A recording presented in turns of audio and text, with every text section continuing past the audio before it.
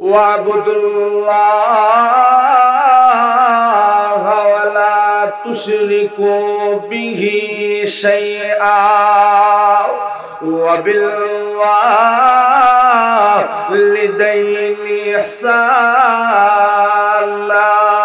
বাইরা আমার লক্ষ্য করে দেখেন, আল্লাহ রাব্বুল আলামিন তিনটা বিষয়ের আলোচনা করেন। আল্লাহ ডাক দিয়া বলেন, রে দুনিয়ার মানুষেরা, প্রথম নম্বর বিষয় হলো আবুদুল্লাহ, বান্দার বান্দিরা আমি রবের ইবাদত কর, আমি রবের ইবাদত থেকে তোমরা গাফেল হইয়া যায় না। দুই নম্বরে আল্লাহ ডাক দিয়া বলেন, ওয়ালা তুশরিকু বিহি শাইআ, ও বান্দার বান্দী, আমি রবের ইবাদত করতে গিয়া তোমরা শিরক করিও না, শিরকের মধ্যে লিপ্ত হইয়া যায় না। ভাইরা আমার, আপনার আমার সমাজে এমন মানুষের অভাব নাই যে আযান হইলে মসজিদে যায়, আবার উরুসের সময় মাজারেও যায়, আযান হইলে মসজিদে গিয়া রবের কুদরতি কদমে সেজদা করে, আবার মাজারে গিয়া বাবার কবরের সামনেও সেজদা করে। এমন মানুষ আপনার আমার সমাজে আছে না নাই? আরো জুড়ে বলতে হবে, আছে না নাই? এজন্য আল্লাহ ডাক দিয়া কয়, প্রথম নম্বর বিষয় আমি রবের ইবাদত কর, আর দুই নম্বর বিষয় হলো আমি রবের সাথে শরীক করিস না, আমি রবের সাথে অংশীদারিত্ব স্থাপন করিস না। তিন নম্বর বিষয় আল্লাহ ডাক দিয়া কয়, ওয়া বিল ওয়ালিদাইনি ইহসানা।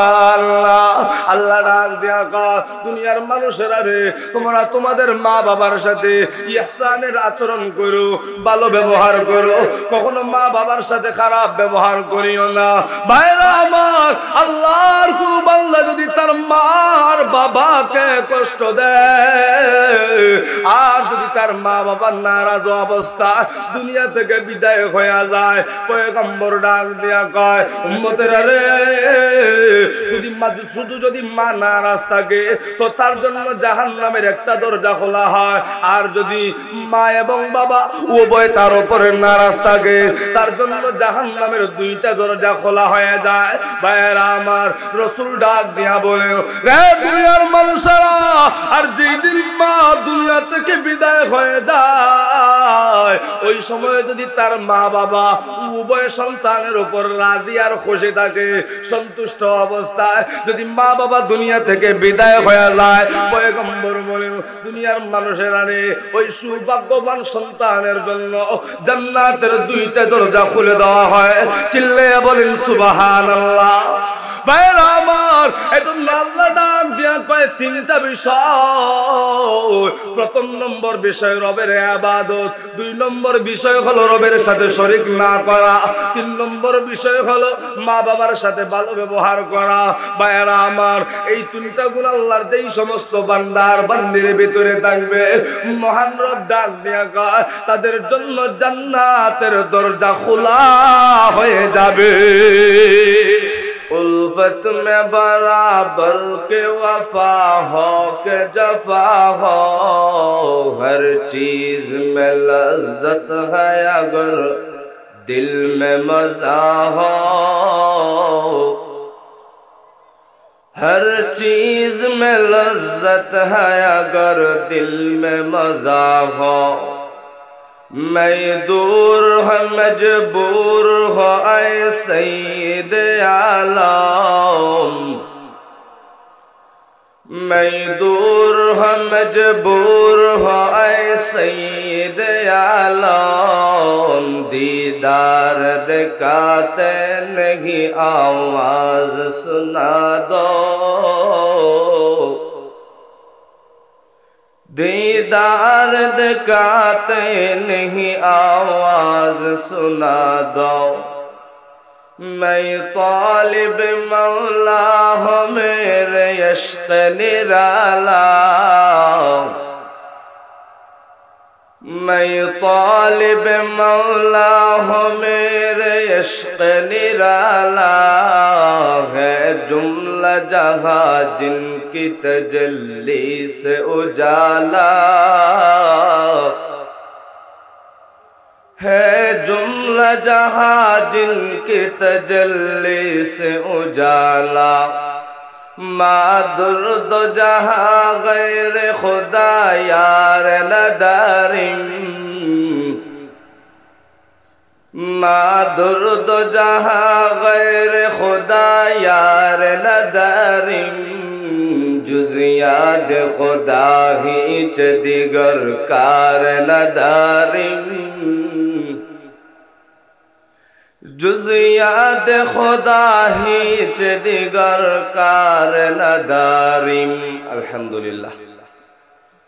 দনপুর ইসলামী যুব সংঘ দনপুর জামে মসজিদ কর্তৃক আয়োজিত আজকের এই বার্ষিক ইসলামী মহাসম্মেলনের বর্তমান অধিবেশনে সভাপতির মঞ্চে আসীন মুআজ্জাজ মুকাররম জনাব সদরে মুহতারাম,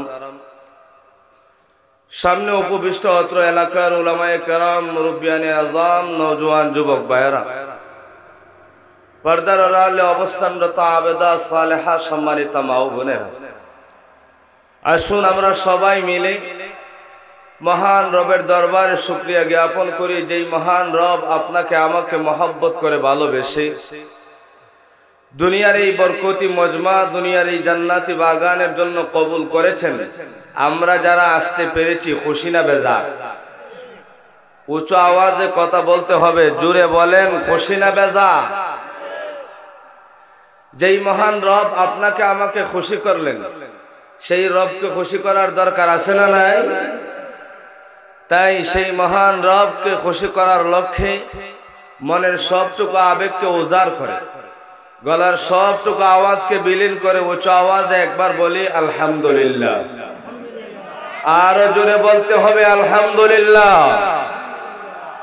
ইয়ারে হাজিরিন, দনপুর হাজারীগাঁও গনারগাঁও যত পুরুষ মানুষ আছে সবাই মাহফিল আয়া পড়ছে। আরো জোরে কর। এখন যদি এই জায়গায় ওয়াজ মাহফিল না হইয়া একটা ডান্সের ব্যবস্থা করা হইতো, সুন্দর না কালো বিশ্রী একটা নর্তকী আনা হইতো, যার দিকে একবার তাকাইলে দ্বিতীয়বার তাকানোর কোনো পুরুষের ইচ্ছা হয় না, যাদের রুচি আছে। আর যদি রুচি সারা হয় তাহলে সেটা ভিন্ন কথা। যার দিকে রুচিওয়ালা পুরুষ একবার চাইলে আর একবার চাইতো চায় না, এমন একজন নর্তকী যদি এই জায়গায় আনা হইতো, মানুষের জায়গা দেওয়া সম্ভব হইতো? আরো জোরে বলেন। কিন্তু এত সুন্দর সামিয়ানার ব্যবস্থা করা হলো, এত সুন্দর বসার ব্যবস্থা করা হলো, দূর দূরান্ত থেকে মেহমানগণের আগমন ঘটতেছে, কিন্তু মানুষ নাই। কারণ কি? কারণ হলো ওই যে নর্তকী খানা, যেই জায়গায় গেলে নর্তকী ডান্স করে, ওই জায়গায় যাওয়ার জন্য উপরওয়ালা মালিকের কবুলিয়ত লাগে না, শয়তান কবুল করলেই হয়। আর শয়তান কাউকে জাস্টিফাই করে না, চেক করে না কে কেমন, সে চায় সবাইকে এক বাক্যে জাহান্নামে ঢেলে দিতে। কথা বলেন ঠিক কিনা? কিন্তু এই জায়গায় আসার জন্য একজনের কবুলিয়ত লাগে, তিনি হলেন আপনার আমার আল্লাহ। জুড়ে বলেন কে? আল্লাহ যাকে কবুল করে সে আসতে পারে, যাকে রব কবুল করে না সে আসতে পারে না। সুতরাং এই জায়গায় সবাই আসতে পারবে। তাহলে আমাদেরকে যে আল্লাহ কবুল করছে এর মধ্যে কোনো সন্দেহ আছে ভাই? আরো জুড়ে বলেন আছে। আর যারা আসতে পারে নাই, বাজার হাটে আছে, বিড়ি টানতেছে, মোবাইল টিভি করতেছে, মার্কেটে ঘুরাইতেছে, তাদেরকে যে আল্লাহ কবুল করে নাই এর মধ্যে কোনো সন্দেহ আছে? আমাদের ভাইদের জন্য দোয়া করি, যেই মহান রব আপনাকে আমাকে কবুল করলেন, আল্লাহ যেন তাদেরকেও কবুল করেন। সবাই বলেন আমিন। ইয়ার হাজিরিন, বর্তমান সময়টা বড় নাজুক একটা সময়। শুধু আপনার আমার বাংলাদেশের কথা বলতেছি না, সারা বিশ্বকে নিয়ে যদি আপনি একটু চিন্তা ফিকির করেন, তাহলে সারা বিশ্বের প্রত্যেকটা দেশে, প্রত্যেকটা জায়গায় মুসলমানদেরকে শেষ করে দেওয়ার জন্য কাফির বেঈমানরা ঐক্যবদ্ধ হয়ে মুসলমানদের উপর নির্যাতনের স্টিম রুলার চালিয়ে দিয়েছে। কথা বলেন ঠিক কিনা? যেই সময় সারা বিশ্বের কাফির বেঈমানরা সবাই এক ছাদের ভিতরে চলে আসছে, যেই সময় সারা বিশ্বের কাফির বেঈমানরা সবাই এক রশিতে ধরে টানতেছে, অর্থাৎ ঐক্যবদ্ধ হয়ে গেছে, ঠিক ওই সময় সারা বিশ্বের প্রত্যেকটা দেশে প্রত্যেকটা জায়গায় মুসলমানেরা দলে দলে বিভক্ত হয়ে কাফির বেঈমানদের নির্যাতন নীরবতা পালন করে সহ্য করতেছে। জুড়ে বলেন ঠিক কিনা? আমাদেরকে মারার জন্য, আমাদেরকে ধ্বংস করে দেওয়ার জন্য সারা বিশ্বের কাফির এক হয়ে গেল, আর তাদের মোকাবেলা করার জন্য, তাদেরকে ধ্বংস করার জন্য মুসলমান এক হইতে পারলো না। মুসলমানের জন্য এর চাইতে দুঃখের বড় কোনো বিষয় হতে পারে না। পিয়ারে হাজিরিন, আজকে ফিলিস্তিনের দিকে তাকাইলে চোখের পানি ধরে রাখা যায় না। ফিলিস্তিন যাব কেন? আজ আপনার আমার দেশ, যেই দেশে আমরা দাবি করি ৯৫% মানুষ মুসলমান, সেই ৯৫% মুসলমানের দেশ বাংলাদেশে মুসলমানের কর্তৃত্ব চলে? আরো জুড়ে বলেন চলে? তাহলে ৯৫% মুসলমানের দেশ বাংলাদেশে যদি কর্তৃত্ব না চলে, যেই দেশ যার নাম হলো ভারত, সেই দেশে ১৪ থেকে ১৫% মুসলমান, সেই দেশে মুসলমানেরা কর্তৃত্ব কাটাবে কিভাবে? পিয়ারে হাজিরিন, তো আমরা সব মিলাইয়া এটা জানি, এটা বুঝি যে সারা বিশ্বের সব মুসলমান নির্যাতনের শিকার, এটা সবাই বিশ্বাস করেন। তো এখন সেই নির্যাতনের বেড়াজাল থেকে বাহির হওয়ার দরকার আছে না নাই? আরো জুড়ে বলে। কিন্তু সেই পথ আমরা জানি না কিভাবে বের হব। পিয়ারে হাজিরিন, একটু অতীতের দিকে তাকান না। আল্লাহর নবী, বিশ্ব নবী রাহমাতুল লিল আলামিন যখন দুনিয়ায় ছিলেন, গোটা কয়েকজন সাহাবী ছিল রাসূলের সফর সঙ্গী, রাসূলের সাথে থাকতো। মুসলমানের সংখ্যা বেশ ছিল না, কিন্তু তাদের ঈমানটা বড় মজবুত ছিল।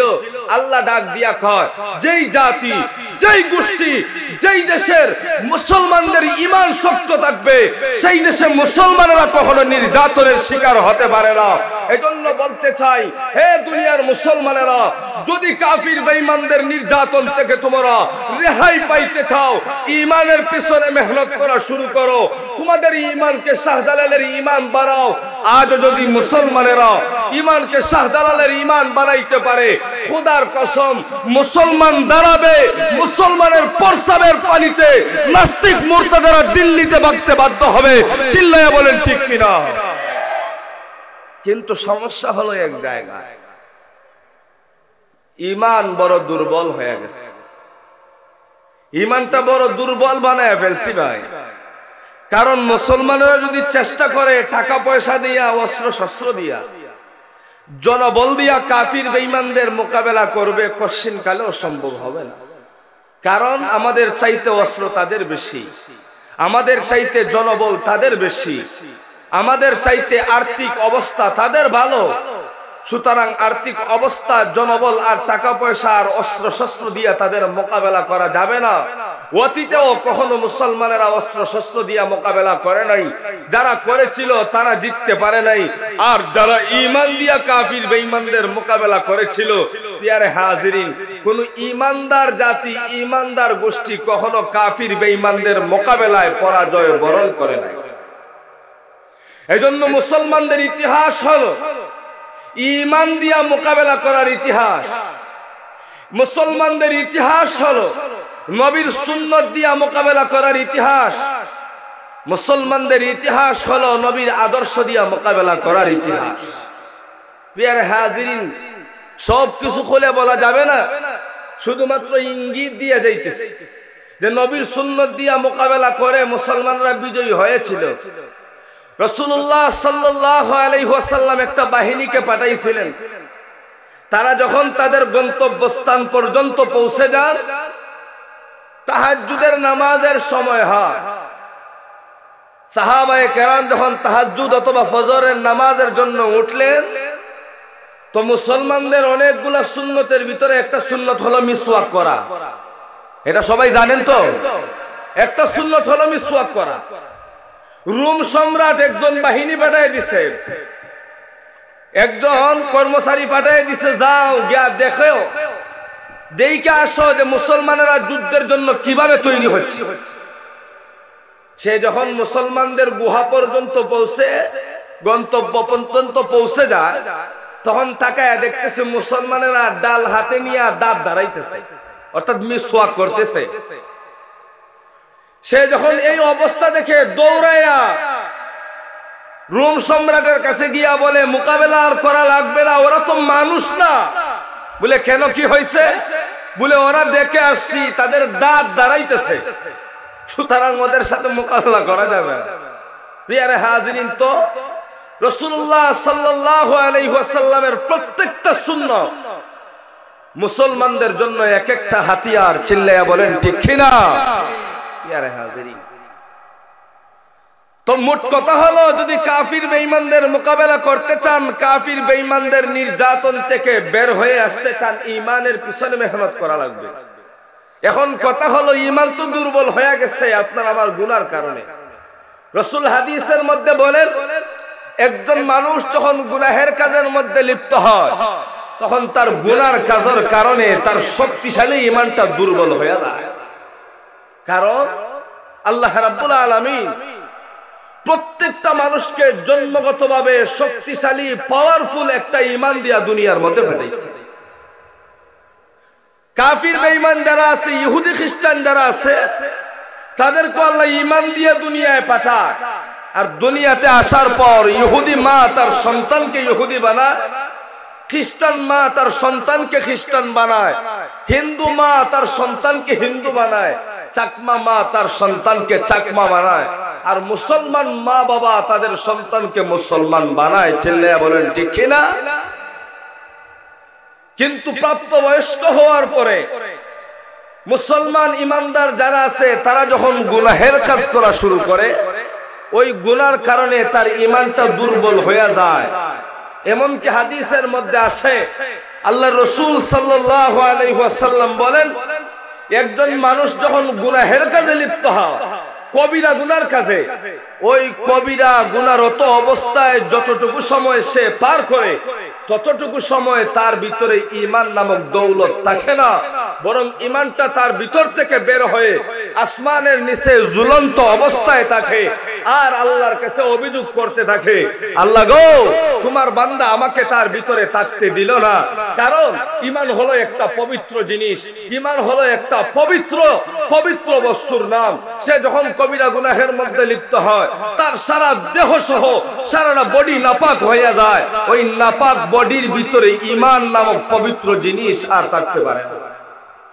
প্রিয় হাজিরিন, তো সে যখন আবার ওই নাপাক কবিরা গুনাহ থেকে বিরত হয়ে সে যখন স্বাভাবিক অবস্থায় পবিত্র অবস্থায় চলে আসে, তখন তার ঈমানটা আবার তার অন্তরের ভিতরে আসে।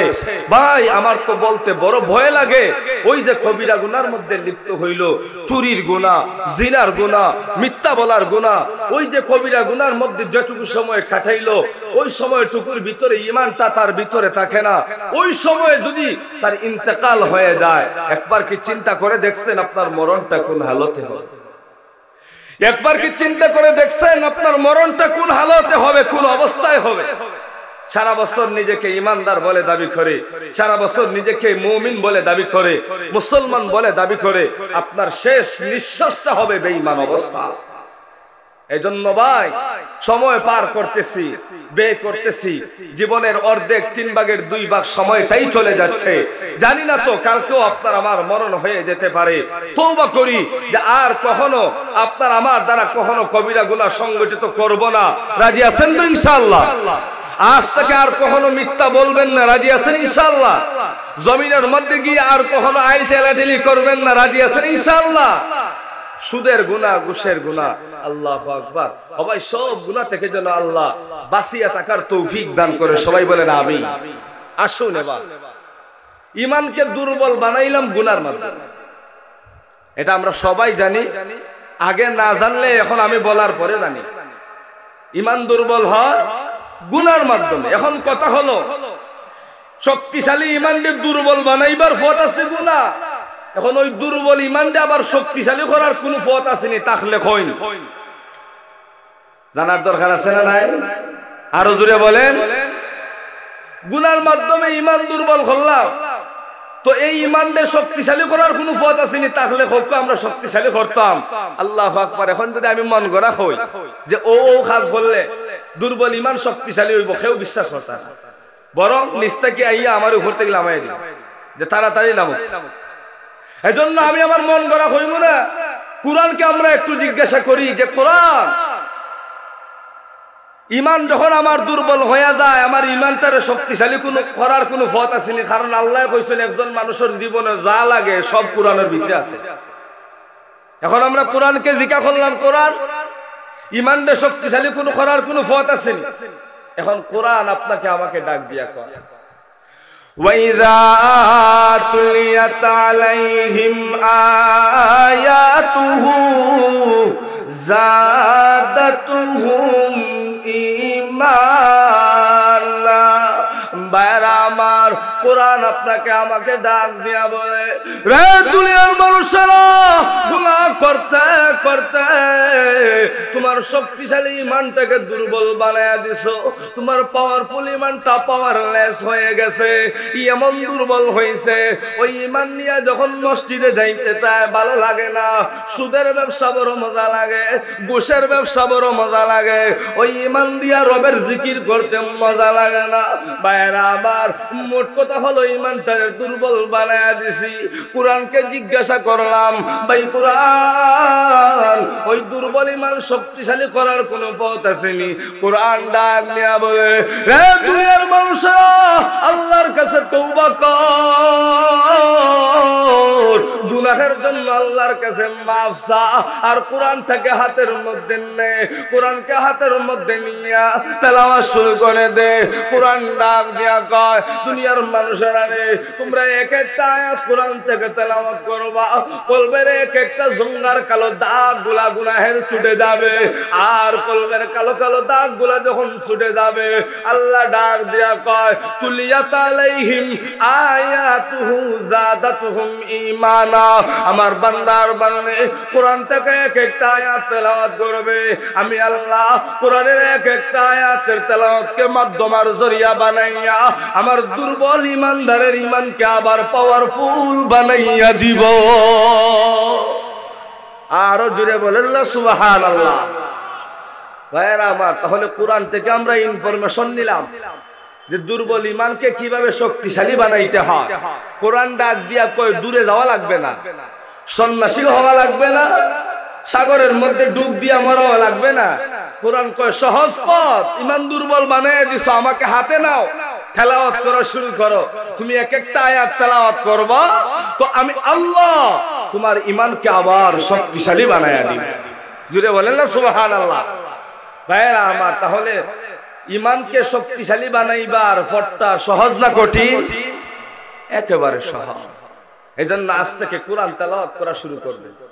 কোরআন তেলাওয়াত জানেন না, নিজের সন্তানকে কোরআন শিক্ষা দেন, সন্তানকে কাছে বসান, ডাক দিয়া বলেন, বাবা তুমি কোরআন থেকে ইয়াসিন সূরাটা পড়বো। তখন সন্তান পড়বে আর আপনি বসে বসে সূরা ইয়াসিন তেলাওয়াত শুনবেন। ভাই, একজন তেলাওয়াত করে যে ফায়দা পাইলো, আপনি আপনার সন্তানের তেলাওয়াত শুইনা সেম ফায়দা, কোনো কম নাই। বিয়ারে হাজিরিন, এজন্য বেশি বেশি করে কোরআন তেলাওয়াত করা। এখন মোট কথা হলো যে হুজুর শুধুই কি কোরআন তেলাওয়াতের মাধ্যমে ঈমান মজবুত হয় না, আর কোন পথ আছে? আমি আপনাদের কাছ থেকে জানতে চাই, কোরআন তেলাওয়াত এটা কার ইবাদত? আর জুড়ে বলে আল্লাহর ইবাদত। তো মোট কথা হলো শুধু কোরআনের মাধ্যমে ঈমান মজবুত হয় এমন নয়, বরং আল্লাহ তাআলার ছোট্ট থেকে ছোট্ট যে কোনো ইবাদতের মাধ্যমে আল্লাহ বান্দার ঈমানকে মজবুত বানায় দেয়। প্রিয় হাজিরিন, তাহলে একজন আল্লাহর বান্দা যদি জিকির করে, জিকিরের মাধ্যমে ঈমান মজবুত হবে, নামাজ পড়ে, নামাজের মাধ্যমে ঈমান মজবুত হবে, আল্লাহর রাস্তায় সদকা করে ইখলাসের সাথে, তো সদকার মাধ্যমে তার ঈমানটা মজবুত হবে। একজন মানুষকে সহযোগিতা করে, তো সহযোগিতার মাধ্যমে তার ঈমানটা মজবুত। তাহলে মোট কথা হলো, ঈমানকে চার্জ দিতে হলে আল্লাহর ইবাদত করা লাগবে। আজ মানুষেরা রবের ইবাদত করে না, রবের জিকির করে না। আজ দুনিয়ার মানুষগুলা বাবার জিকির নিয়ে ব্যস্ত। চিল্লাইয়া বলেন ঠিক কিনা? কয়েকদিন পরে পরে বাবার মুকামে গান বাজনা লইয়া ব্যস্ত, রবের জিকির করতে চায় না। ভাইরা আমার, কিন্তু মোট কথা হলো আল্লাহ তাআলার ইবাদত ছাড়া ঈমান মজবুত হবে না, আর শক্তিশালী ঈমান ছাড়া। কাফির বেঈমানদের মোকাবেলাও করা যাবে না, জান্নাতেও যাওয়া যাবে না। প্রিয় হাজিরিন, তো দুর্বল ঈমানটাকে শক্তিশালী বানাইতে হবে। আজ থেকে সবাই কোরআন তেলাওয়াত করতে রাজি আছেন ইনশাআল্লাহ?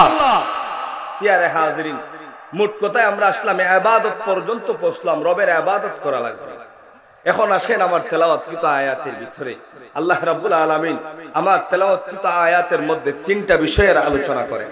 আল্লাহ ডাক দিয়ে ওয়াবুদুল্লাহ ওয়া লা তুশরিকু বিহি শাইআ ওয়া বিল ওয়ালিদাইনি ইহসানা। বাইরা আমার লক্ষ্য করে দেখেন, আল্লাহ রাব্বুল আলামিন তিনটা বিষয়ের আলোচনা করেন। আল্লাহ ডাক দিয়া বলেন, রে দুনিয়ার মানুষেরা, প্রথম নম্বর বিষয় হলো আবুদুল্লাহ, বান্দার বান্দিরা আমি রবের ইবাদত কর। আমি রবের ইবাদত থেকে তোমরা গাফেল হইয়া যায় না। দুই নম্বরে আল্লাহ ডাক দিয়া বলেন, ওয়ালা তুশরিকু বিহি শাইআ, ও বান্দার বান্দী, আমি রবের ইবাদত করতে গিয়া তোমরা শিরক করিও না, শিরকের মধ্যে লিপ্ত হইয়া যায় না। ভাইরা আমার, আপনার আমার সমাজে এমন মানুষের অভাব নাই যে আযান হইলে মসজিদে যায়, আবার উরুসের সময় মাজারেও যায়। আযান হইলে মসজিদে গিয়া রবের কুদরতি কদমে সেজদা করে, আবার মাজারে গিয়া বাবার কবরের সামনেও সেজদা করে। এমন মানুষ আপনার আমার সমাজে আছে না নাই? আরো জুড়ে বলতে হবে, আছে না নাই? ভাইরা আমার, এজন্য আল্লাহ ডাক দিয়া কয়, প্রথম নম্বর বিষয় আমি রবের ইবাদত কর। আর দুই নম্বর বিষয় হলো আমি রবের সাথে শরীক করিস না, আমি রবের সাথে অংশীদারিত্ব স্থাপন করিস না। তিন নম্বর বিষয় আল্লাহ ডাক দিয়া কয়, ওয়া বিল ওয়ালিদাইনি ইহসানা। আল্লাহ ডাক দিয়া কয়, দুনিয়ার মানুষেরা রে, তোমরা তোমাদের মা বাবার সাথে ইহসানের আচরণ করো, ভালো ব্যবহার করো, কখনো মা বাবার সাথে খারাপ ব্যবহার করিও না। ভাইরা আমার, আল্লাহর কোন বান্দা যদি তার মার বাবাকে কষ্ট দেয়, আর যদি তার মা বাবার নারাজ অবস্থা দুনিয়া থেকে বিদায় হয়ে যায়, পয়গম্বর ডাক দিয়া কয়, উম্মতেরা রে, শুধু যদি মা নারাজ থাকে তো তার জন্য জাহান্নামের একটা দরজা খোলা হয়। আর যদি মা এবং বাবা উভয় তার উপরে নারাজ থাকে, তার জন্য জাহান্নামের দুইটা দরজা খোলা হয়ে যায়। ভাইরা আমার, রাসূল ডাক দিয়া বলে, রে দুনিয়ার মানুষেরা, আর যেদিন মা দুনিয়া থেকে বিদায় হয়ে যায়, ওই সময় যদি তার মা বাবা উভয় সন্তানের উপর রাজি আর খুশি থাকে, সন্তুষ্ট অবস্থায় যদি মা বাবা দুনিয়া থেকে বিদায় হয়ে যায়, পয়গম্বর বলেন, দুনিয়ার মানুষেরা রে, ওই সৌভাগ্যবান সন্তানের জন্য জান্নাতের দুইটা দরজা খুলে দেওয়া হয়। চিল্লাইয়া বলেন সুবহানাল্লাহ। ভাইরা আমার, এজন্য আল্লাহ ডাক দিয়া কয় তিনটা বিষয়। প্রথম নম্বর বিষয় রবের ইবাদত, দুই নম্বর বিষয় হলো রবের সাথে শরীক না করা, তিন নম্বর বিষয় হলো মা বাবার সাথে ভালো ব্যবহার করা। ভাইরা আমার, এই তিনটা গুণ আল্লাহর যেই সমস্ত বান্দার বান্দির ভিতরে থাকবে, মহান রব ডাক দিয়া কয় তাদের জন্য জান্নাতের দরজা খোলা হয়ে যাবে। তিনটা বিষয় খুব গুরুত্বপূর্ণ, থাকলে জান্নাতি, না থাকলে জাহান্নাম।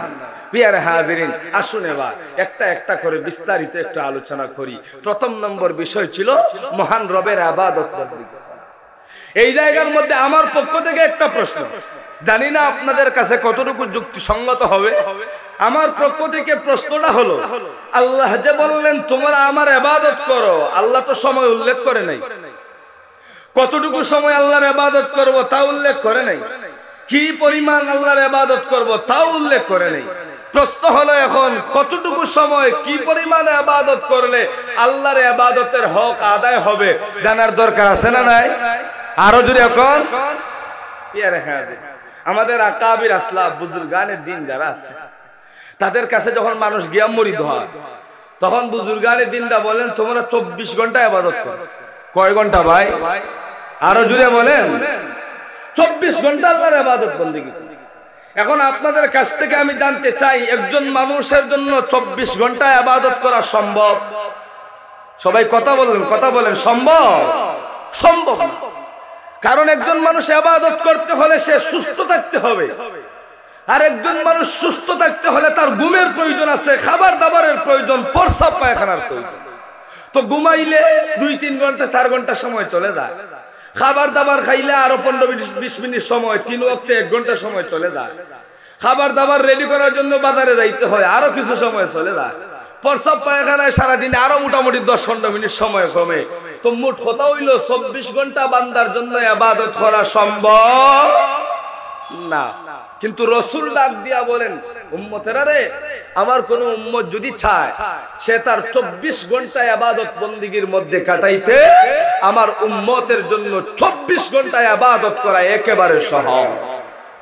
জুড়ে কন্যা সুবহানাল্লাহ। ইয়ারে হাজিরিন, এখন কথা হলো করব কিভাবে? রাসূল যেহেতু বলছেন, রাসূলের কথার মধ্যে কোনো সন্দেহ নাই, রাসূলের কথা 100তে 100 সত্য।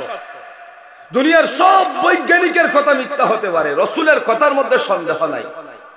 তাহলে এই পদ্ধতিটা শিখতে হবে, কিভাবে ইবাদত করলে 24 ঘন্টা ইবাদত হয়। আমি যদি আপনাদেরকে 24 ঘন্টার রুটিন মিলাইয়া দেই, তাহলে কে কে 24 ঘন্টা ইবাদত করতে রাজি? হাত উঠাই আল্লাহর দেখান, হাত উঠে সবাই সবাই, আল্লাহ কবুল করেন, সবাই বলেন আমিন। পিয়ারে হাজির, সেই 24 ঘন্টার রুটিনটা আপনাদের সামনে পেশ করার জন্য দৃষ্টান্ত হিসাবে ছোট্ট একটা ঘটনা আপনাদের সামনে আনতে চাই।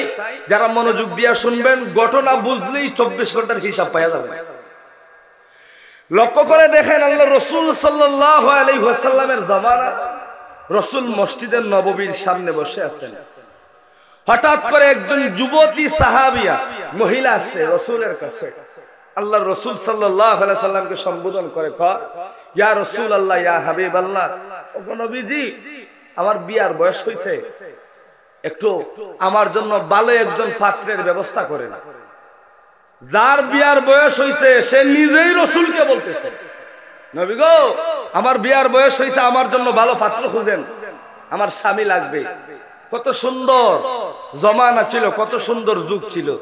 আর আপনার আমার যুগ, মেয়ে বাবার কাছে বিয়ার কথা হইতে লজ্জা পায়, মার কাছে বিয়ার কথা হইতে লজ্জা পায়, বাবির কাছে বিয়ার কথা হইতে লজ্জা পায়।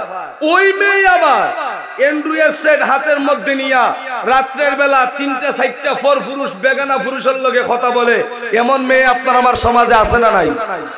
আরো জুড়ে বলেন আছে না নাই? মার কাছে বিয়ার কথা হইতে শরম, বাবার কাছে শরম। আর বেটা শিরস্তা জানোস না, এই বেটার লোকে হতা হইতে তোর লজ্জা লাগে না? আমার তো বলতে মনে চায়, এই অভ্যাস যেই সমস্ত মেয়ের ভিতরে থাকে, মায়ের জাত ছিল শ্রেষ্ঠ জাত, কিন্তু এই অভ্যাসগুলো যেই সমস্ত মেয়ের ভিতরে চলে আসে, এই আসমানের নিচে জমিনের উপরে এর চাইতে বড় বেহায়া মেয়ে আর দুনিয়াতে কেউ হতে পারে না। তোমার বিয়ার বয়স হয়েছে, আম্মারে কইবা, আম্মা আমার বিয়ার বয়স হয়েছে, জামাই দেব। তা না হইয়া তুমি আর বেটার লোকে লাইন মারো। আল্লাহু আকবার। আল্লাহ যেন আমাদের মা বোনদেরকে সঠিক বুঝ দান করে, সবাই বলেন আমিন।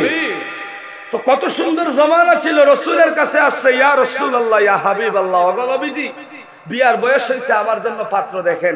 রাসূল জিজ্ঞাসা করেন, সাহাবিয়া গো, আমার জানতে মন চায়, তোমার জন্য যেই পাত্র আমি দেখবো কেমন পাত্র, তুমি যদি একটু বলো তাহলে আমার জন্য সহজ হয়।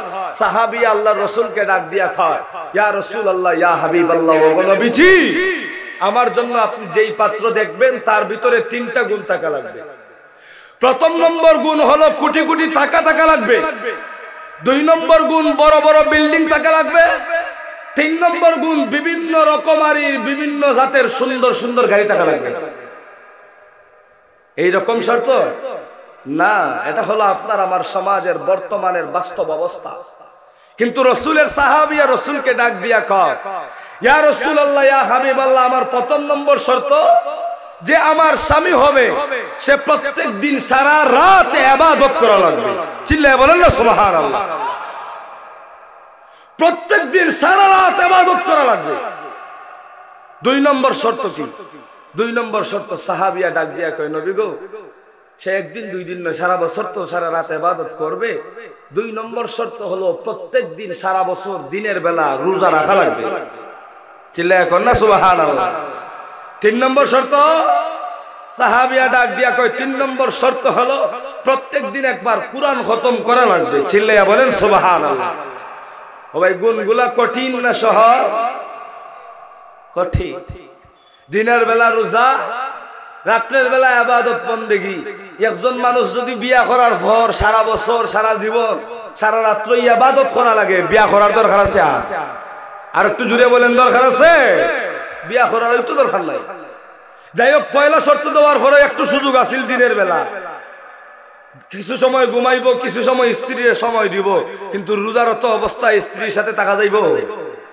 দিনের বেলার হত বন্ধ। 3 নম্বর শর্ত কোরআন খতম করা। বাহেরা আমার রাসূল পয়গম্বর 3 শর্ত শুই না সাহাবায়ে কেরামের একটা মজমার মধ্যে গিয়া সাহাবায়ে কেরামকে ডাক দিয়া কয়, সাহাবীরা রে, একটা অফার আছে, অফার। সাহাবীরা যেই সময় অফারের কথা শুনছে, সাহাবীরা ডাক দিয়া কয়, নবী তাড়াতাড়ি বলেন অফারটা কি? আল্লাহর রাসূল বলেন, আমার কাছে একজন যুবতী সাহাবিয়া আছে, যার বিয়ার বয়স হইছে, তার জন্য পাত্র লাগবে, স্বামী লাগবে। কেউ কি আসো বিয়া করবা? যখন ওই রাসূল এই কথা বলছে, সব সাহাবী দাঁড়ায় গেছে। সব সাহাবী যারা একটা দুইটা করছে তারাও দাঁড়াইছে। 4টা পর্যন্ত কি যায়? 4টা পর্যন্ত কি? যদি সামর্থ্য থাকে দেখেন, আবার সামর্থ্য ছাড়া কইরা বিপদ হইলেন না। সব সাহাবী দাঁড়ায় গেছে। আল্লাহ রাসূল সাল্লাল্লাহু আলাইহি সাল্লাম বলেন, সাহাবীরা রে, বিয়া করবা, দাঁড়াইছো, শর্ত আছে 3টা। সব সাহাবী টেনশনে হয়ে গেছে, না জানি রাসূল কি শর্ত দেয়।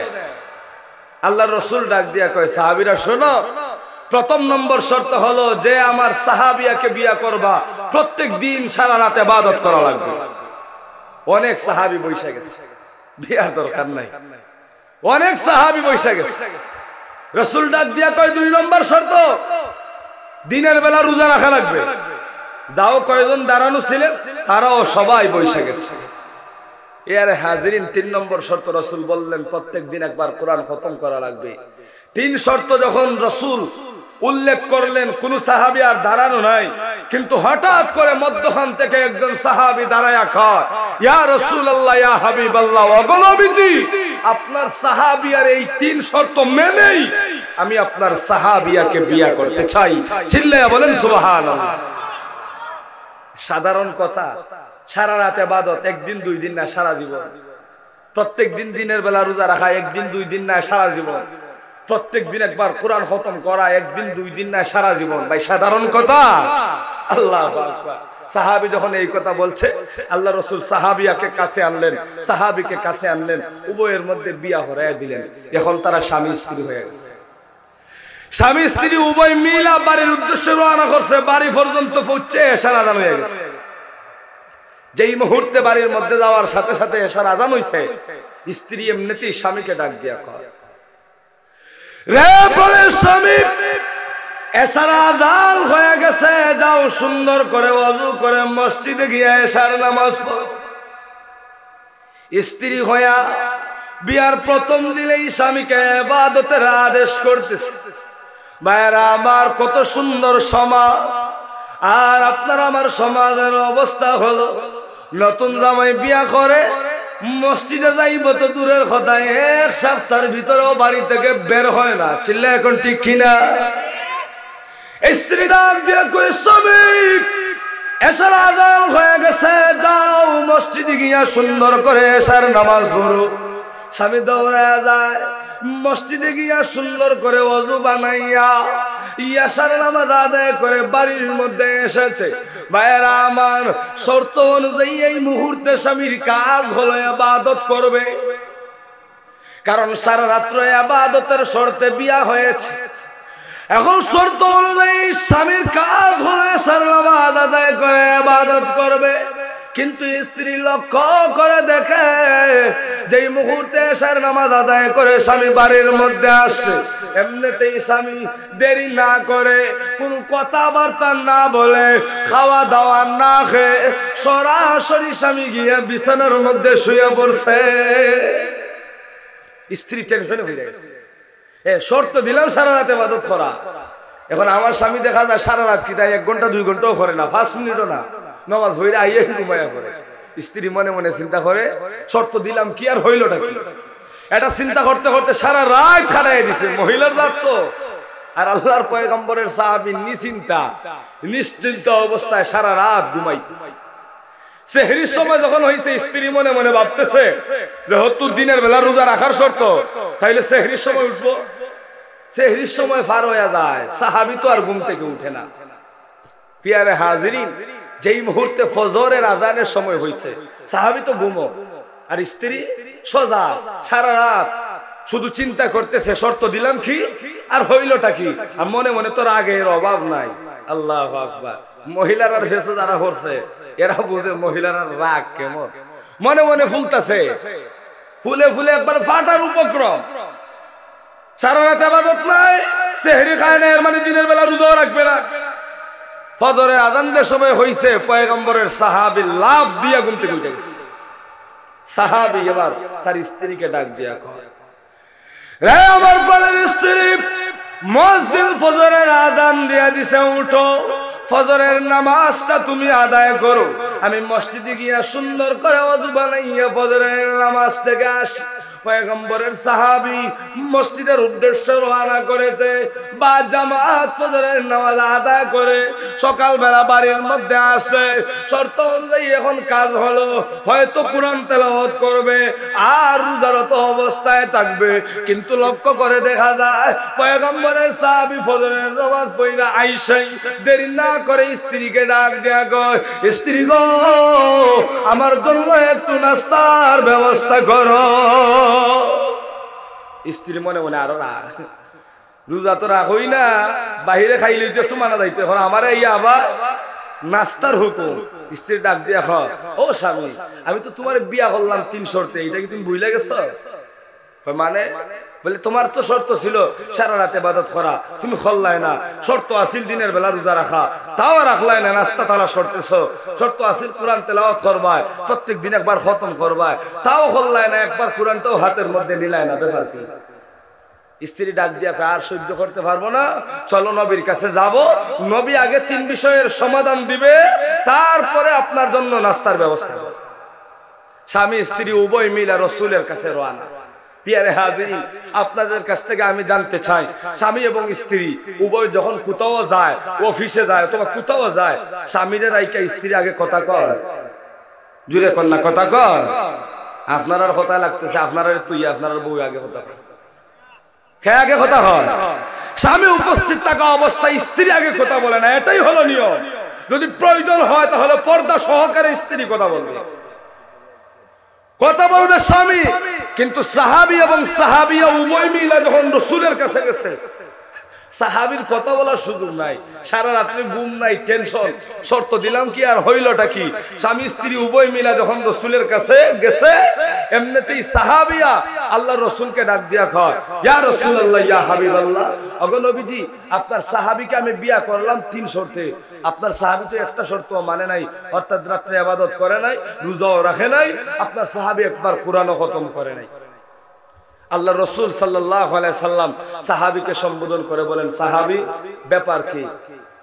আল্লাহর পয়গম্বরের সাহাবী ডাক দিয়া কয়, নবী গো, আমার স্ত্রীর শর্ত ছিল 3টা, সারা রাত ইবাদত করা, দিনের বেলা রোজা রাখা, আর শর্ত ছিল একবার কোরআন খতম করা। ও নবী, আমি একটা শর্ত এখন পর্যন্ত ছাড়ি নাই। আমার স্ত্রী অভিযোগ করতেছে আমি করি নাই, আর আমি স্বামী বলতেছি, আমি আপনার সাহাবী বলতেছি, এখন পর্যন্ত একটা শর্ত আমি ছাড়িনি। লাগছে নি বেড়া? জুড়ে কর না। স্ত্রী আর স্বামী এক রুমে থাকলো, এখন স্বামী যদি কইরা থাকে তাহলে তো স্ত্রী দেখার কথা, আর স্ত্রী যদি দেখা থাকে তাহলে তো মিছা কথা হওয়ার দরকার নাই। এখন স্ত্রী বলতেছে একটা শর্ত স্বামী মানে নাই, আর স্বামী বলতেছে আমি এখন পর্যন্ত একটা শর্ত ছাড়ি নাই। রাসূল ডাক দিয়া কয়, সাহাবীর ব্যাপার কি একটু খুলে বল। আল্লাহর রাসূল সাল্লাল্লাহু আলাইহি সাল্লামকে সাহাবী সম্বোধন করে বলেন, নবী গো, আমার বিষয়টা আমি খুলে বলার আগে আপনার কাছ থেকে জানতে চাই, আপনার জবান থেকে যেই কথাগুলা বের হয় আমরা হাদিস হিসাবে গ্রহণ করি, সেই কথাগুলা সত্য না মিথ্যা? রাসূল একটু রাগ হয়ে গেলেন, ব্যাপার কি আমাকে এমন প্রশ্ন করে? আল্লাহ রসুল ডাক দিয়া কয় সাহাবী ব্যাপার কেমন প্রশ্ন করলা? না নবী আপনার জবান থেকে আমি শুনতে চাই।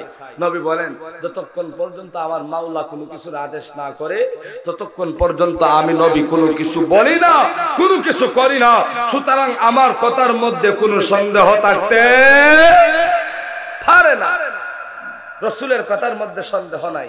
যারা বলবে রসুলের দায়িত্ব ভুল আছে, যারা বলবে রসুলের দায়িত্ব আদায়ে দুর্বলতা ও সম্পূর্ণতা আছে, এরা মুসলমান না অন্য কোনটা? আল্লাহু আকবার। রসুলের দায়িত্বের মধ্যে কোনো ভুল নাই, ত্রুটি নাই, দুর্বলতা নাই, অসম্পূর্ণতা নাই। যারা বলবে রসুলের দায়িত্বে ভুল আছে, ত্রুটি আছে, মাথায় টুপি পরিধান করবে আর হাঁটবে আর এই কথা বলবে, খোদার কসম একটাও ইমানদার হতে পারে না। সবটি ইহুদিদের দালাল। চিল্লাইয়া বলেন ঠিক কিনা? মাথায় পরে টুপি, গায়ে লাগায় পাঞ্জাবি, বইয়ের মধ্যে লেখে নবীর দায়িত্ব ভুল। চিল্লাইয়া কর না নাউযুবিল্লাহ। আল্লাহ তাআলা আমাদের হেফাজত করুন। সবাই বলেন আমিন। পিয়ারে হাজির রাসূল বললেন আমার কথার মধ্যে কোনো সন্দেহ নাই। ওয়ামা ইয়ানতিকু আনিল হাওয়া ইন হুয়া ইল্লা ওয়াহিয়ুহা। আল্লাহ নিজেই ঘোষণা দেন আমার নবীর কথার মধ্যে কোনো দুর্বলতা নাই। সাহাবী ডাক দিয়া কয় নবী গো আপনার কথার মধ্যে যদি সন্দেহ না থাকে, দুর্বলতা না থাকে, তাহলে আমি যে 3 শর্ত পালন করছি আমার কথার মধ্যে কোনো সন্দেহ নাই। রসুল কয় সাহাবী আমার কথার সাথে তোমার কথার সম্পর্ক কিটা একটু কইলা বলো। এমনিতেই আল্লাহর পয়গম্বরের সাহাবী আল্লাহর পয়গম্বরকে ডাক দিয়া কয় ইয়া রাসূলুল্লাহ ইয়া হাবিবাল্লাহ, ওগো নবীজি আমার স্ত্রীর প্রথম নম্বর শর্ত ছিল সারা রাত ইবাদত করা। নবী গো আমার স্ত্রী আপনার কাছে অভিযোগ করছে আমি ইবাদত করি নাই। ওগো নবীজি আমার দাবি হলো আমি সারা রাত ইবাদত করছি, হিসাবটা একটু মিলাইয়া দেই। সাহাবী আবার রাসূলকে সম্বোধন করে বলে ইয়া রাসূলুল্লাহ ইয়া হাবিবাল্লাহ, ওগো নবীজি আপনি তো হাদিসের মধ্যে বলেছেন আল্লাহর কোন বান্দা আপনার কোন উম্মত যদি সুন্দর করে ওযু বানাইয়া বা জামাতে এশার নামাজটা আদায় করে, ওগো নবীজি আপনি তো হাদিসের মধ্যে বলেছেন আল্লাহর ওই বান্দা এশার নামাজ আদায়ের কারণে মহান আল্লাহ তার বান্দার উপরে খুশি হইয়া ওর দেখ রাত ইবাদত বন্দেগীর সব দান করে। অগলবিজি আমার জানতে মন চায় আপনার এই কথাটা হাসান না মিছা? আল্লাহর রাসূল বলেন হে অবশ্যই হাসা। নবী গো তাহলে আমি অর্ধেক রাতে ইবাদত করেছি, আমার কথাটা হাসান না মিছা? রাসূল ডাক দিয়া কয় সাহাবীরে তুমি অর্ধেক রাতে ইবাদত করেছো, তোমার কথা হাসা। এমনিতেই স্ত্রী ডাক দিয়া কয় ইয়া রাসূলুল্লাহ ইয়া হাবিবাল্লাহ, ওগো নবীজি আমার কিন্তু অর্ধেক রাতের শর্ত ছিল না, আমার শর্ত ছিল সারা রাতে ইবাদত করা, বাকি অর্ধেক রাতের হিসাব আমি চাই।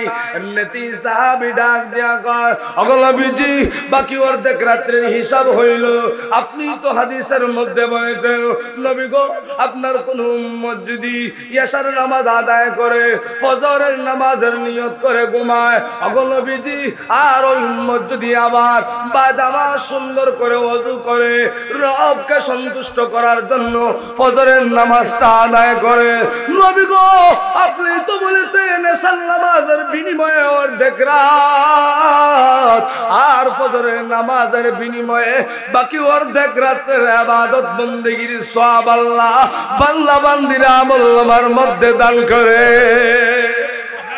সাহাবী ডাক দিয়া কয় নবী গো আমার জানতে বড় মন চায় আপনার এই কথাটা হাসান না মিছা?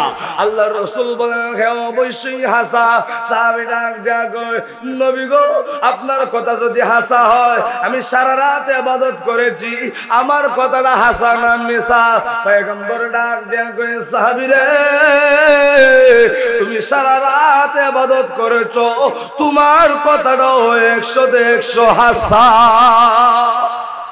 ইয়ারে হাজির, তাহলে স্ত্রীর যে প্রথম নম্বর অভিযোগ আছে সারা রাত ইবাদত বন্দেগী তার স্বামী করে নাই, স্বামী সারা রাত ইবাদত বন্দেগীর হিসাব দিছে না দেয় নাই? আরো জোরে কন। স্ত্রীর মনটা বেদা হয়ে গেছে। 3 অভিযোগের 1 অভিযোগ উড্ড হয়ে গেছে, স্ত্রীর মনটা বেজার, মাথাটা নিচের দিকে দিয়ে দিছে। এরপরেও এখন তো মোটামুটি সারিলে ভালো হয়নি, বাকি দুইটার হিসাবে তো সাহাবী দিয়া দিবেন। স্ত্রী যদি সাইরা দিত তাহলে একটু একটু একটু ভালো হইতো, বা শরম লজ্জাটা একটু কম হইতো, কিন্তু না, সারি নাই। স্ত্রী নিচের দিকে মাথাটা দিয়া রাসূলকে সম্বোধন করে কয়, নবী গো, প্রথম নম্বর শর্তের হিসাব পাইলাম, 2 নম্বর শর্ত, আমার 2 নম্বর শর্ত আছিল দিনের বেলা রোজা রাখা। আমার স্বামী ফজরের নামাজ পড়লই আমার কাছে আইসা নাস্তা তৈয়ার করার জন্য আদেশ করেছেন, সুতরাং রোজা উনি রাখবেন না, আমার সারা বছরের রোজার হিসাব দাও। রাসূল ডাক দিয়া কয়, সাহাবী, বুঝলাম তুমি সারা রাত ইবাদতের হিসাব দিলা, তো রোজার হিসাব কি দিলা? আল্লাহর পয়গম্বরের সাহাবী পয়গম্বরকে সম্বোধন করে,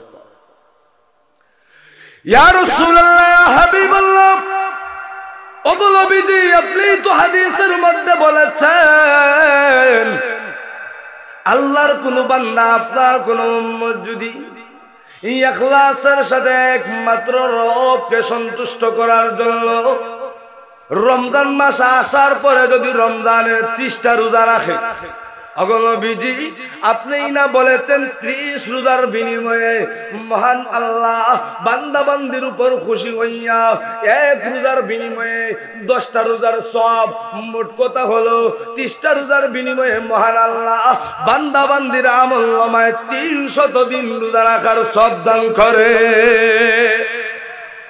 সাহাবী ডাক দেয়া কয়, নবী গো, আমার জানতে বড় মনে চায় আপনার কথাটা হাসান না মিছা। আল্লাহর রাসূল বলেন, হে অবশ্যই হাসান। এমনিতে স্ত্রী ডাক দেয়া কয়, রে প্রাণের স্বামী, বছর কিন্তু 300 দিনে হয় না, বছর হয় 365 দিনে।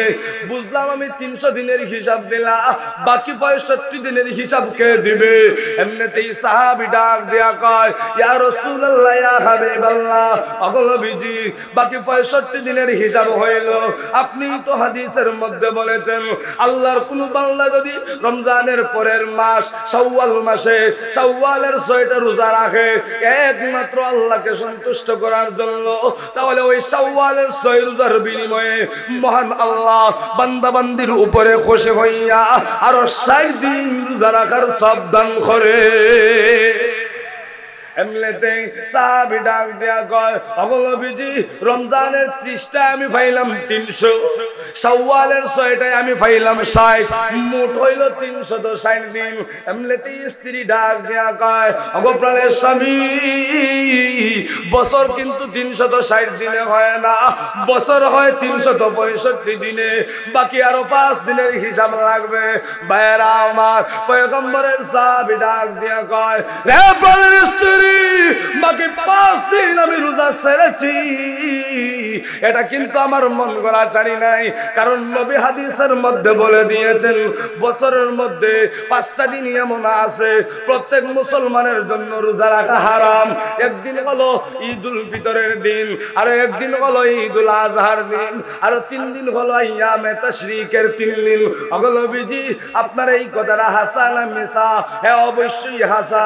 সাহাবী ডাক দেয়া কয়, নবী গো, রমজান আর শাওয়ালের রোজা দিয়া আমি হিসাব পাইলাম 360 দিন, আর 5 দিন চলে গেল হারামের দিকে। ওগো নবীজি, আমি সারা বছর রোজা রাখছি, আমার এই কথাটা হাসান না মিছা? আমি ডাক দিয়া বলতেছে, নবী, আমি যে সারা বছর রোজা রাখলাম, আমার এই কথাটা হাসান না মিছা? নবী ডাক দিয়া বলেন, সাহাবী রে, তুমি সারা বছর রোজা রাখছো, তোমার এই কথাটা 100তে 100 হাসা। চিল্লাইয়া বলেন সুবহানাল্লাহ। একটু জিকির করেন, লা ইলাহা, জোরে জোরে, লা ইলাহা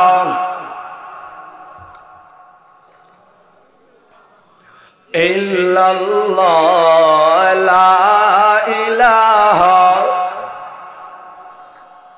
লা ইলাহা, আল্লাহর ওলি হইছে যারা, তারাই জগতে ও জালা, নিশিরাত রে জেগে তারা সদা জপে নীল ইলাহা বাইজোরে লা ইলাহা জোরে লা ইলাহা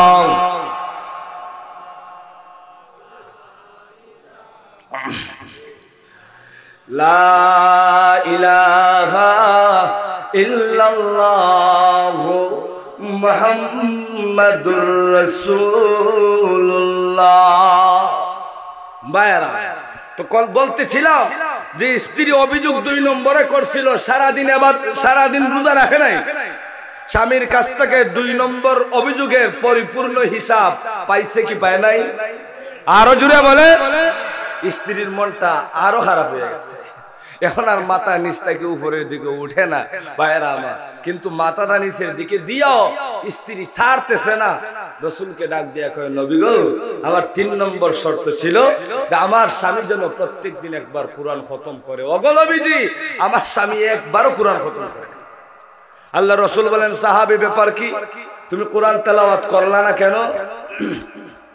এমনিতেই আল্লাহ রাসূলের সাহাবী ডাক দিয়া কয়, নবী গো, আমি এই শর্তটাও ছাড়ি না। কিভাবে করলা একটু খুলে বলো।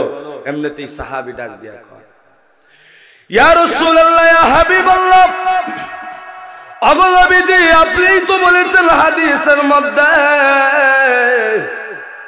আল্লাহর কোন বান্দা যদি একমাত্র আল্লাহকে সন্তুষ্ট করার লক্ষ্যে ইখলাসের সহিত একবার সূরা ইখলাস তেলাওয়াত করে, কুল হুয়াল্লাহর সূরা তেলাওয়াত করে, নবী গো, আপনিই তো বলেছেন একবার কুল হুয়াল্লাহ সূরা তেলাওয়াতের কারণে মহান আল্লাহ তার বান্দার উপরে খুশি হইয়া 10 পারা কোরআন তেলাওয়াতের সওয়াব দান করে। সাহাবী ডাক দিয়া কয়, নবী, আমার জানতে বড় মনে চায় গো, আপনার এই কথাটা হাসা না মিছা? আল্লাহর রাসূল বলেন, সাহাবী রে, অবশ্যই আমার এই কথা হাসা। ওগো নবীজি, যদি আপনার এই কথাটা হাসা হয় তাহলে আমি একবার কোরআন খতম করি নাই। নবী গো, আমার স্ত্রীর 3টা শর্তের উপরে আমি খুশি হইয়া 2 বার কোরআন খতম করেছি। ভাইরা আমার, সাহাবী রাসূলকে ডাক দিয়া কয়, ওগো নবীজি, আমার স্ত্রীর শর্ত ছিল একবার কোরআন খতম করা। নবী গো, আমি যখন এশার নামাজ আদায় করে বাড়ির মধ্যে আসলাম, বিছানার মধ্যে আমি যখন শুয়ে পড়লাম, ওগো নবীজি, আউযু বিল্লাহ বিসমিল্লাহ পাঠ করে 3 বার আমি সূরা ইখলাস তেলাওয়াত করেছি।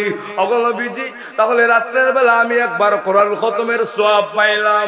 নবী গো, এখানেই শেষ নয়, আমি যখন ফজরের নামাজ আদায় করে বাড়ির উদ্দেশ্যে রওনা করলাম, ওগো নবীজি, রাস্তায় হেঁটে হেঁটে বাড়ির মধ্যে যাইতে যাইতে আমি আবার 3 বার কুল হুয়াল্লাহ সূরা তেলাওয়াত করেছি।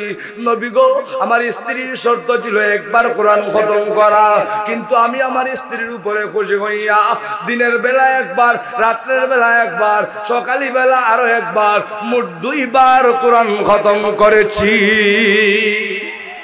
ভাইরা, স্ত্রীর 3 নম্বর অভিযোগের সমাধান তার স্বামী উচিত যতটুকু দেওয়ার প্রয়োজন দিতে পারছে কি পারে নাই? আরো জোরে বলেন, পারছে কি পারে নাই? ভাইরা, রাসূল এবার ডাক দিয়া কয়, ও আমার সাহাবিয়া, ও আমার সাহাবীর স্ত্রী, তুমি এবার বলো তো তোমার স্বামী তোমার 3টা শর্ত মানছে কি মানে নাই? স্ত্রী ডাক দিয়া কয়, রাসূল গো, হ্যাঁ অবশ্যই আমার স্বামী 3টা শর্ত মানছে। আল্লাহ রাসূল বলেন, যাও সুন্দর করে সংসার করো। ও ভাই, আমার মূল লক্ষ্য উদ্দেশ্য ঘটনা বলা ছিল না, আমার লক্ষ্য উদ্দেশ্য ছিল যে কিভাবে 24 ঘন্টা ইবাদত বন্দেগী করা যায়। আমি আপনাদের কাছ থেকে জানতে চাই যে এই ঘটনাটা আমি আপনাদের সামনে উপস্থাপন করলাম, কে কে বুঝছেন? হাত উঠান তো দেখি। সবাই বুঝছেন? আল্লাহ কবুল করুন, হাত নামান। প্রিয় হাজিরিন, তা আমার বলার উদ্দেশ্য ছিল যে আল্লাহর একজন বান্দা, নবীর একজন উম্মত কিভাবে 24 ঘন্টা ইবাদত করতে পারে। ভাইয়েরা আমার, রাসূল হাদিসের মধ্যে ডাক দিয়া কয়, এ আমার উম্মতেরা, তোমাদের মধ্যে কেউ যদি 5 ওয়াক্ত ফরজ নামাজ, কয় ওয়াক্ত? পাঁচ ওয়াক্ত ফরজ নামাজ সঠিক সময়ে সঠিকভাবে সুন্দরভাবে ভালো করে ওযু করে বা জামাত আদায় করতে পারে, মহান আল্লাহ আমার উম্মতের উপর খুশি হইয়া, তার বান্দার উপর খুশি হইয়া এই পাঁচ ওয়াক্ত নামাজকে মাধ্যম বানাইয়া তার 24টা ঘন্টা আল্লাহ ইবাদতের মধ্যে হিসাব করে নেয়। আরো জোরে কর না। তাহলে 24 ঘন্টা ইবাদত করা কঠিন না সহজ? আরো জোরে কর। কে কে করতে রাজি হাত উঠে আল্লাহর দেখা। আল্লাহ রাব্বুল আলামিন সবাইকে করার তৌফিক দান করুন, সবাই বলেন আমিন। প্রিয় হাজিরিন, 24 ঘন্টা ইবাদত করা সহজ ভাই, একটা কাজ করলেই হয়ে যায়। 5 ওয়াক্ত নামাজ সময় বেশ থেকে বেশ 1 ঘন্টা অথবা 1 ঘন্টা 20 মিনিট সময় যায় 5 ওয়াক্ত নামাজে, কঠিন বিষয় না। ও ভাই একটু মেহেরবানি করে কবরের চিন্তা, মরণের চিন্তা অন্তরের ভিতরে ঢুকাইবেন আর নিরালা বসে বসে চিন্তা করবেন, আমি যখন মরবো যেই সম্পদের জন্য আজ আমার দাড়ি নাই।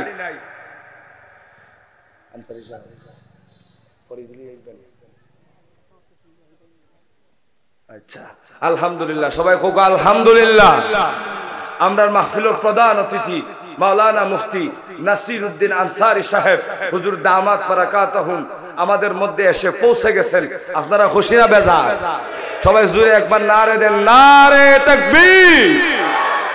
দ্বীন ইসলাম আনসারী সাহেবের আগমন আম্বারে বাজারের পক্ষ থেকে, দনপুর গ্রামের পক্ষ থেকে নারে তাকবীর।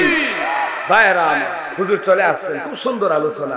এর হুজুরের আগে রহমতুল্লাহ ফরিদি সাহেব আলোচনা করবে, এরপরে হুজুরকে স্টেজে উঠানো হবে। একটু লক্ষ্য করেন, ফরিদি সাহেবের খেদমতে যারা আছেন ফরিদি সাহেবকে নিয়ে আসেন। প্রিয় হাজিরিন, তো বলতেছিলাম যে একজন মানুষ 24 ঘন্টা ইবাদত বন্দেগী করতে চাইলে তার জন্য বিষয়টা একেবারে সহজ, কিন্তু আমরা তা করি না। আজ থেকে সবাই চেষ্টা করব তো ইনশাআল্লাহ। আসুন এবার 2 নম্বর বিষয়, আল্লাহ রাব্বুল আলামিন 2 নম্বরে বলেন ওয়ালা তুশরিকু বিহি শাইআ। বাইরে আমার আল্লাহ ডাক দেয়া কয়, রে দুনিয়ার মানুষেরা 2 নম্বর বিষয় হলো তোমরা আল্লাহর সাথে শরীক করিও না, তোমরা আল্লাহর সাথে অংশীদারিত্ব স্থাপন করিও না। ও ভাই, আজ দুনিয়ার মানুষগুলো আল্লাহর ইবাদত করে, আল্লাহর ঘরের মধ্যে সিজদা দেয়, আবার আল্লাহর ঘরের সিজদা শেষ করে ওই মানুষগুলো আবার মাজারে গিয়া সিজদা করে, আল্লাহর নামের জিকির চাই না, বাবার নামের জিকির করে। এমন মানুষ আপনার আমার সমাজে আছে না নাই? আরো জুড়ে বলেন আছে না নাই? ও ভাই, খাজার নাম বিক্রি করে, খাজা বাবার মুকাম বানায়, খাজার নাম বিক্রি করে খায়। অথচ খাজা মঈনুদ্দিন চিশতি রাহমাতুল্লাহি আলাইহি তার নামের আগে খাজা লাগানো হয়েছিল কেন? আমাদের আকাবির বুজুর্গরা ডাক দেয়া কয়, খাজা মঈনুদ্দিন চিশতি এমন একজন আল্লাহর ওলি ছিলেন যিনি বালেগ হওয়ার পর থেকে নিয়া মৃত্যু পর্যন্ত কখনো আল্লাহর বান্দা 1 ওয়াক্ত নামাজ কাজা করে নাই। এজন্য তার নামের আগে লাগানো হয়েছে খাজা। কিন্তু আজ যারা খাজা বাবার ভক্ত বলে দাবি করে, যারা খাজার নামের গান লইয়া খাজার নামের মুকাম বানায়, যারা খাজার নামের গান লইয়া গাতার ব্যবস্থা করে, আপনাদের কাছ থেকে আমি জানতে চাই ওরা পীর না বন্ড? আরো জুড়তে বলতে হবে, পীর না বন্ড? বাইরে আমার খাজা বাবার নামে মুকাম বানাইয়া গাজার ব্যবস্থা করে, গানের ব্যবস্থা করে, আবার নিজেদেরকে পীর বলে দাবি করে। আর কিছু সরল মনা মুসলমান আল্লাহর ওলির নাম শুই না আল্লাহর ওলির পায়ে গিয়া সিজদা করে। বাইরে আমার সমাজকে থেকে সচেতন করা লাগবে, সমাজকে থেকে হেফাজত করা লাগবে। যারা বন্ডামি করে তাদের কাছে যাব না, যারা বন্ডামি করে আমরা তাদের কাছে যাব না, আর যারা যাইতে চায় তাদেরকেও যাইতে দেব না। চিল্লা এখন ঠিক কিনা? আপনার আমার সমাজে এটা আসেনি, আমরা এলাকাতে আছে, আরো জোরে হয়ে আসেনি? ওদের বিরুদ্ধে অ্যাকশন নেওয়ার দরকার আসেনি? আরো জোরে হয়ে অ্যাকশন নেওয়ার দরকার আসেনি? বড় কষ্ট লাগে, 2 দিন পর পর গানের আওয়াজ শোনা যায়, বড় কষ্ট লাগে। আমার তো মনে হয় এই যে অবস্থা, যে সমস্ত গ্রামে, এই সমস্ত গ্রামে কি মুসলমান নাই? আরো যদি ওখানে আসে না নাই? আপনারা বাসবা আজকে যদি দনফুর ও মুরব্বী দনফুর যদি গান বাজনা হয় আর মুরব্বী হতে বাধা না দেয় মনে হরানি আপনারা বাঁচবা তারার লগে লগে আপনারাও যাওয়া লাগবা গোল্লার বাড়ি খাইয়া এর ঘরে জান্নাত এর আগে না। এজন্য বলবো যে এই সমস্ত গ্রামে এই সমস্ত কর্মকাণ্ড হয় মুরব্বীরা অ্যাকশন নেবেন তো ইনশাআল্লাহ। আরো জুড়ে বলেন অ্যাকশন নেবেন তো ইনশাআল্লাহ। পাশে একবারে পাশে দারুল হাদিস এত বড় একটা জামিয়া, এই দিকে মহিলা আর একটা দারুল হাদিস জামিয়া, যেই দুইটা জামিয়ায় বারবার সারা দিন রাত কোরআন তেলাওয়াত চলে, বারবার কালা হাদাসানা বলে বলে হাদিসের দর্স চলতেছে। দুই মাদ্রাসাকে দুই দিকে রাইখা মধ্যখানে গানের ব্যবস্থা। আপনাদের কাছ থেকে জানতে চাই ফেরেশতার গোল্লার বালি মাটি থরবে ওটা। আরো জুড়ে বলে, আরো জুড়ে বলে, একটাও মাটি থরবে না, যেটা মাটি থরবো হোটেল লইও গেছো উঠাইও দিবা। এজন্য মুরব্বী যারা আছেন আপনার কাছে আমি আকুল আবেদন, আজকে 2 বছর হয়ে যায় আপনারা এলাকার থাকি, কেউ আছেন চিনেন কেউ চিনেন না, গোপালপুর বড় মসজিদ থাকি, কেউ আছেন চিনেন কেউ চিনেন না, বড় কষ্ট লাগে। আমরা বাহির থেকে আওয়ার পরে যখন কোন এলাকায় এটা দেখি খুব বেশি কষ্ট লাগে। দনপুরও আছে, আমি যতটুকু জানছি দনপুরও গান বাজনা হয়, তো এটা রোধ করার দরকার আছে না নাই? আল্লাহ যেন আমাদের মাধ্যমে এই জিহাদি কাজটা কমপ্লিট করার তৌফিক দান করে, সবাই বলে আমিন। যদি আপনারা করেন আমারে যদি কোন আগে দেখালো হইতাম ইনশাআল্লাহ আমারে ভাইবা ফোন দিবা আমি মসজিদে গাইব। যদি আপনারা আমার পিছনে তাকইন আমারে যদি কোন আপনি আগে তাকুক ইনশাআল্লাহ আমি আগে আছি করবান ইনশাআল্লাহ, এরপরেও হোক করবা ইনশাআল্লাহ। আল্লাহ রাব্বুল আলামিন কবুল করুন। তো ভাই 2 নম্বর বিষয় হলো ওয়ালা তুশরিকু বিহি শাইআ, মানুষেরা রে আল্লাহর সাথে শরীক করিও না। ও ভাই আমরা সমাজের কত মানুষ কত লাখানি আল্লাহর সাথে শিরিক করে, খতার মাধ্যমে খাদের মাধ্যমে লেনদেনের মাধ্যমে শিরিক কইরা কইরা ঈমান তারে আড়াইলা। আমরা তো একটা দায়িত্ব আছে, ওরা তো জাহান্নামের দিকে রওনা হয়ে গেছে, উলামায়ে কেরামের তো একটা দায়িত্ব আছে। উলামায়ে কেরাম যখনই দেখে একজন সাধারণ মানুষ জাহান্নামে চলে যাইতেছে, উলামায়ে কেরাম আর বরদাশত করতে পারে না, উলামায়ে কেরাম আর সহ্য করতে পারে না। বলতে পারেন যে হুজুর আপনার কিটা সমস্যা, জাহান্নামে গেলে আমরা যাইতাম। ও ভাই আমরা আল্লাহ দায়িত্ব একটা দিলাইছে, আল্লাহ দায়িত্ব দিলাইছেন, ও দায়িত্বের কারণে না হইয়া পারি না। আর নাইলে আপনারা খবর আমার কিটা দরকার, আপনারা জাহান্নামে যাইতে আমার কোন দরকার আছে? আল্লাহ দায়িত্ব দিলাইছে, আল্লাহ উঠিয়া কু আনফুসাকুম ওয়া আহলিকুম নারা, আল্লাহ তখন তুমি বাঁচো, তোমার হালদে বাঁচাও, পাড়া প্রতিবেশী যারা আছে তারারেও বাঁচাও, আমজন সাধারণ যারা আছে তারারেও বাঁচাও, ওই হিসাবে হই, নাইলে একবারও হই যাবে। এই জন্য 2 নম্বর বিষয় হলো আল্লাহর সাথে শরীক করা যাবে না। 3 নম্বর বিষয় আল্লাহ ডাক দিয়ে বলে একটু মেহেরবানি করে সামনের দিকে আগান। ওই যে অনেক মানুষ দাঁড়ানো, বসার জায়গা নাই, একটু হিম্মত করে সামনের দিকে আগান, তাদেরকে বসার সুযোগ করে দেন, সওয়াবে অংশীদার হবেন, সওয়াবের মালিক হবেন। একটু আগান, মেহেরবানি করে আগান ইনশাআল্লাহ। আগান, একটু সামনের দিকে আগান ভাই, কষ্ট করেন, সামনের দিকে আগান। আর যারা দাঁড়ানো আছেন মেহেরবানি করে বসে পড়েন, মাহফিলের আদব রক্ষা করেন। প্রিয় হাজিরিন, তো 3 নম্বর বিষয় আল্লাহ রাব্বুল আলামিন ডাক দিয়া বলেন ওয়াবিল ওয়ালিদাইনি ইহসানা। বাইরা আমার আল্লাহ 3 নম্বরে ডাক দিয়া কয় রে দুনিয়ার মানুষেরা, তোমরা কখনো তোমাদের মা বাবার সাথে খারাপ আচরণ করবা না, তোমরা সব সময় তোমাদের মা বাবার সাথে ভালো ব্যবহার করবা। ও ভাই যেই সমস্ত সন্তানেরা মা বাবারে খুশি রেখা দুনিয়া থেকে পরকালের দিকে রওনা করতে পারবে, আমার আপনার পয়গম্বর বিশ্বনবী রাহমাতুল লিল আলামিন ডাক দিয়া বলে তার মা বাবা রাজি আর খুশি থাকার কারণে মহান আল্লাহ তার মরণটা ঈমানের হালতে দিয়া জান্নাতের ব্যবস্থা করে দিবে। যাদের মা বাবা সন্তানের উপর খুশি থাকবে, খুশি অবস্থায় মরণ হবে, তার মরণটা ঈমানের হালতে হবে। আর যার মা বাবার মন সন্তানের উপর নারাজ অবস্থায়, মা বাবা যদি দুনিয়া থেকে বিদায় হয়ে যায়, মরণের সময় কালিমা নিয়া যাইতে পারবেন কিনা সন্দেহ আছে। আল্লাহর পয়গম্বরের সাহাবী হযরত আলকামা রাদিয়াল্লাহু তাআলা আনহু, সবাই জানেন ঘটনা, এরপরে স্মরণ করেন।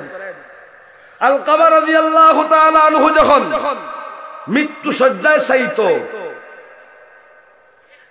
ঠিক সেই মুহূর্তে পয়গম্বর সাহাবায়ে কেরামকে পাঠায়া দিছে, যাও আমার সাহাবী আলকামাকে গিয়া কালিমার তালকিন করো। ভাইরা আমার, সাহাবীরা আসছে আলকামাকে কালিমার তালকিন করতেছে, কিন্তু আলকামার জবান দিয়া কালিমা আসে না। রাসূলের সাহাবী আলকামার জবান দিয়া কালিমা আসতেছে না, সাহাবীরা কালিমা তালকিন করে, আলকামা কালিমা বলেন। সাহাবীরা টেনশনে পড়ে গেছে, যে আলকামা কি কালিমা সারাই দুনিয়া থেকে বিদায় হয়ে যাবে? এই চিন্তা অন্তরের মধ্যে নিয়ে সাহাবীরা দৌড়াইয়া নবীর কাছে গেছে। ইয়া রাসূলুল্লাহ, ইয়া হাবিবাল্লাহ, ওগো নবীজি, আপনার সাহাবী আলকামাকে আমরা বারবার কালিমার তালকিন করতেছি, কিন্তু সে কালিমা উচ্চারণ করে না। সাহাবী এই কথা, নবীজি এই কথা শুইনা দেরি না করেই আলকামার বাড়ির উদ্দেশ্য রওনা। এর ভিতরেই মহান আল্লাহ ওহীর মাধ্যমে নবীকে জানায়া দিলেন, নবী গো, আপনার সাহাবী আলকামার উপর তার মা নারাজ। যতক্ষণ পর্যন্ত তার মা তার উপরে সন্তুষ্ট না হবে, ততক্ষণ পর্যন্ত আলকামার জবান দিয়া কালিমা বের হবে না। চিল্লায়া বলেন সুবহানাল্লাহ। নবীর সাহাবী, এরপরেও মা নারাজ থাকার কারণে কালিমা নসিব হইতেছে না। নবীজি দৌড়াই আসলেন, আলকামার মাকে ডাক দিলেন, আলকামার মা এদিকে আসো। নবীর কাছে আলকামার মা আসছে। আল্লাহর রাসূল বলেন, মা গো, তুমি তোমার ছেলের উপর নারাজ, তোমার ছেলের কালিমা আসতেছে না। ও মা, তুমি তোমার সন্তানকে মাফ করে দাও না। মা বলেন, না, আমি মাফ করব। আল্লাহর রাসূল বলেন, সাহাবীরা যাও, এক জায়গায় কাঠ জমা করো, লাকড়ি জমা করো, আগুন ধরাও। আলকামাকে জাহান্নামের আগুনে জ্বলাইবার আগে আমি দুনিয়ার আগুন দিয়ে জ্বলাইতে চাই। ভাইরা আমার, যেই মুহূর্তে পয়গম্বর এই কথা বলেছে, আলকামার মা আল্লাহর রাসূলকে বলে, ইয়া রাসূলুল্লাহ, ইয়া হাবিবাল্লাহ, ওগো নবীজি, যেই সন্তানকে আমি 10 মাস 10 দিন আমার গর্ভে ধারণ করলাম, নবী গো, যেই সন্তানকে আমি 2 বছর 2.5 বছর পর্যন্ত আমার স্তনের দুধ খাওয়াইয়া বড় করলাম, নবী গো, ওই মায়ের সামনে আমার সন্তানকে আপনি জ্বালাবেন না, আমি এটা বরদাস্ত করতে পারবো না। নবী ডাক দিয়া কয়, মা গো, আপনার সন্তান জাহান্নামে গিয়া জাহান্নামের আগুন দিয়া জ্বলবে, আপনি দুনিয়ার আগুনের জ্বলনটা সহ্য করতে পারেন না, কিন্তু জাহান্নামের আগুনের জ্বলাটা আপনি কিভাবে সহ্য করবেন? ও গো মা, আপনি যদি আপনার সন্তানকে মাফ না করেন, আমি দুনিয়ার আগুন দিয়ে আপনার সন্তানকে জ্বালাইয়া দেব। এমনিতেই আলকামার মা শত কষ্ট, হাজার বেতার বেদনা অন্তরের মধ্যে রাইকা পয়গম্বরকে ডাক দিয়া কয়, ইয়া রাসূলুল্লাহ, ইয়া হাবিবাল্লাহ, ওগো নবীজি, আমার সন্তানকে আমি মাফ করে দিলাম। যেই মুহূর্তে মা তার জবান দিয়া বলছে, নবী গো, মাফ কইরা দিছি, এমনিতেই আলকামার জবান দিয়া ফেরাইয়া কালিমা লা ইলাহা ইল্লাল্লাহু মুহাম্মাদুর রাসূলুল্লাহ বের হয়ে গেছে। চিল্লায়া কর না সুবহানাল্লাহ। ও যুবকেরা, একবার চিন্তা কইরা দেখছো মারে যে কষ্ট দাও? বউয়ের কারণে মারে বুড়া বেটি হইয়া ডাকো, শ্বশুরিরে আম্মা ডাকো, শ্বশুরিরে আব্বা ডাকো, আর মারে বুড়া বেটি হইয়া ডাকো। যুবক, একবার চিন্তা কইরা দেখছো তোমার অবস্থাটা কি হইতেছে? তুমি কোন দিকে যাইতেছো? তোমার শেষ পরিণতিটা কি হবে? তুমি কি একবার চিন্তা কইরা দেখছো যুবক? এজন্য যুবকেরা, তোমাদের পায়ে ধরে আমি বলবো, আজ থেকে এই নিয়তটা করেন যে অন্তত আর কখনো কোনোদিন মাকে কষ্ট দিবেন না। রাজি আছেন ইনশাআল্লাহ? হাত উঠাই আল্লাহকে দেখান, সবাই বলেন আমিন। পিয়ারে হাজিরি, আমরা যারা মা বাবা আছি, আমরারও কিছু দোষ আছে। কারণ আমরা দোষগুলো হইল গিয়া যে মা সন্তান হওয়ার পরে তার মোবাইল দিয়ে খেলে, গেম খেলে। আমার ভাইয়ের রেস্ট নিত আমার ভাই, গেমের লাগি শুধু কইটা দিয়ে। আমার ভাই সময় কাটে না, তার একটা সময় কাটবো সুন্দরভাবে, ভালোভাবে। অথচ রাসূল বলেন, তোমরা তোমাদের সন্তানদেরকে কোরআন শিক্ষা দাও, কোরআন। আজ যদি আমরা ছোটবেলায় আমাদের সন্তানদেরকে কোরআন শিক্ষা দিতাম, কোরআন, যেই কোরআনের ভিতরে আল্লাহ বারবার মা বাবার মর্যাদার কথা উল্লেখ করেছে, ওই সন্তান যদি বারবার কোরআন তেলাওয়াত করতো আর মা বাবার মর্যাদার কথাগুলো শুনতো, ওই সন্তান কখনো তার মা বাবাকে কষ্ট দিতে পারতো না। চিল্লাইয়া বলেন ঠিক কিনা? এজন্য আমাদের সন্তানদেরকে আমরা কোরআন শিক্ষা দিব।